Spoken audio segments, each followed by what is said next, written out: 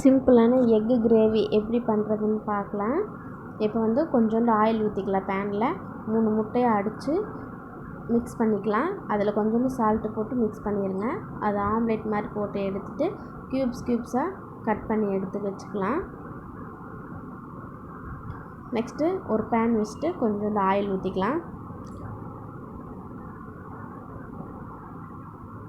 இப்போ ஆயில் ஊற்றினதுக்கப்புறமா 2 லவங்கம், ஒரு பட்டை, ஒரு ஏலக்காய், கொஞ்சோண்டு சோம்பு, அப்புறமா பொடிசாக நறுக்கிய பெரிய வெங்காயம் 4 வெங்காயம் நல்லா சின்ன சின்னதாக கட் பண்ணி வச்சுருக்கேன்.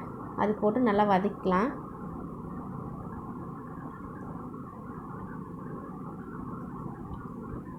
பார்த்திங்கன்னா அது நல்லா வதங்கினதுக்கப்புறமா 1 ஸ்பூன் இஞ்சி பூண்டு பேஸ்ட்டு போட்டு நல்லா வதக்கிக்கலாம். இப்போ பார்த்திங்கன்னா இஞ்சி பூண்டு பேஸ்ட்டு போட்டு நல்லா வதக்கியாச்சு. 4 தக்காளி மிக்சியில் அரைச்சி வச்சுருக்கேன். அதையும் போட்டுட்டு நல்லா வதக்கிக்கலாம். பச்சை வாசனை போகிற அளவுக்கு. பச்சை வாசனை போகிறதுக்கப்புறமா கொஞ்சோண்டு கரம் மசாலா, சிக்கன் மசாலா, குழம்பு மிளகாய்த்தூள், உப்பு போட்டுட்டு நல்லா கொதிக்க விடுங்க கொஞ்சம் தண்ணி ஊற்றி. இப்போ பார்த்திங்கன்னா நல்லா கொதிச்சிருச்சு. கொதிச்சதுக்கப்புறமா முட்டையை க்யூபாக கட் பண்ணி வச்சுருந்ததில்ல அது போட்டுட்டு மிக்ஸ் பண்ணி விட்டுறலாம். மிக்ஸ் பண்ணதுக்கப்புறமா கொத்தமல்லி தழை போட்டு மேலே அப்படியே தூவி விட்டிங்கன்னா முட்டை கிரேவி தயார். ட்ரை பண்ணி பாருங்கள், சூப்பராக இருக்கும். தேங்க்யூ.